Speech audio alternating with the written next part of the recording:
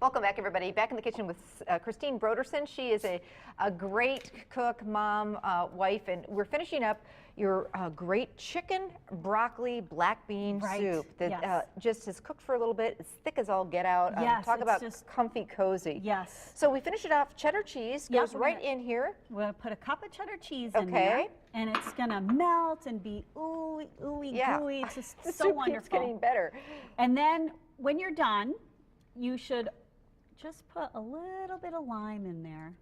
Fresh lime juice. It is. It does add that fresh, bright flavor. Yum. So. And then serve it in bowls with a little extra cheese, some of that bacon that we made earlier, maybe some scallions over the top. I can hardly wait to make this at home. We're going to put this recipe on the website. Sprinkle some cheese and put some bacon. Oh, yeah. Cheese and bacon. No, I mean, can it get any better? No. I'm making that. We'll put the recipe again on our website. Okay. We need a really good, you say this is one of the best coffee cake pound cakes you've ever made. I love this. It is like a vanilla brownie. It's so good. There are two things that are really great about this cake. One, you can make it in the bundt pan, so if you want to take it somewhere, you don't have to worry about losing your pan. It's great if you have a family that's in a little bit of hardship and you want to bring something to them. This is a great recipe. The other reason it's a good recipe is because it is just as good 3 days from now as it is the day you make it. Perfect, so it doesn't get dried out. It does not get dried out. It's really dense and moist. Okay, let's get started. Okay, so it's going to be 3 sticks of butter. Okay. I always like to use unsalted. Okay. In all my baking. Because it's fresher butter. It really is a lot better butter. It is. Don't add salt when you don't have to, because we're going to add a lot of other things that might be on the naughty list. Okay. And it is going to be some sugar, 1.5 cups. Okay. And we're going to cream Start that creaming together. Now, to that you're going to add 3 cups of flour I have in here, 1.5 teaspoons of baking powder, 1.5 teaspoons of baking soda, 1/4 teaspoon salt, and we're going to sift it. And that way that really is going to get all mixed in there. And we need 3 eggs. Okay. I believe. Get you 3 eggs, no problem. I'm on egg patrol. You're on egg patrol. And I'll get this sifted. Okay. Now, aside from the dry ingredients, we're going to add alternately the dry ingredients with the wet ingredients. Okay. And the wet ingredients here are just 1.5 cups sour cream. Don't do light, do it right. Get the real deal. Okay.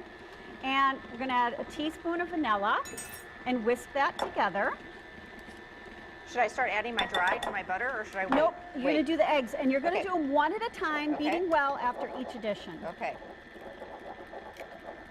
That's an important step, and don't skip it, because if you do, your cake might not be as high and fluffy. In some recipes, like I have a marzipan cake, if you skip this step, that cake's going to sink as soon as you take it out of the oven. You don't want that to happen. Don't skip that step.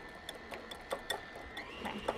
And then we're going to add alternate wet and dry. Okay. But when you add wet and dry alternately, you should always start with dry and end with dry. Okay. So a little bit of the flour. Turn that down.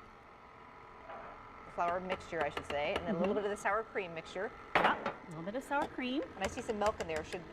That's going to go over the top. Oh, okay.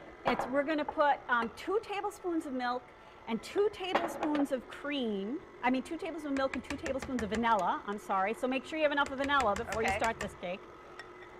And then when you bake that, boy, does it smell good. Oh, I bet. And we're rushing this along at home. Follow the complete directions.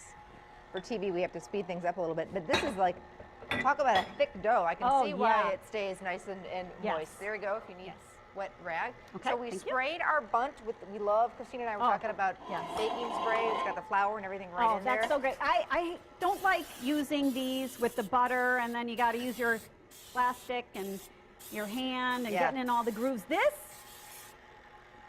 is a no-fail solution. Yeah, I agree. And I love no-fail solutions. And when bundt cakes, you want that to come out of there. Yes. You don't want it stuck in there.